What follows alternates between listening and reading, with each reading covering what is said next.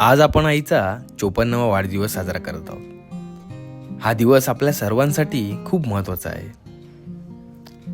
आपल्या समुदायात प्रत्येक जण तिला प्रेमाने आई म्हणून हाक मारतो.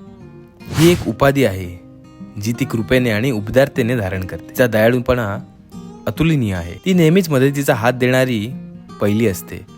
मग ती गरजू शेजाऱ्यांसाठी स्वयंपाक करत असो किंवा स्थानिक कार्यक्रमांमध्ये स्वयंसेवा करत असो. तिचे हास्य आमचे घर भरून टाकते आणि तिच्या कथा आम्हाला एकत्र आणतात. प्रेम, हास्य आणि ती जो सुंदर वारसा निर्माण करत आहे त्याच्या अनेक वर्षांसाठी शुभेच्छा. तर आपण वाढदिवस साजरा करण्यासाठी गेलेलो मनाली अद्वैतच्या घरी. यांचं घर म्हणजे एक नैसर्गिक वास्तू, जिथे निसर्ग अगदी दाराशी येऊन खेळत राहतो.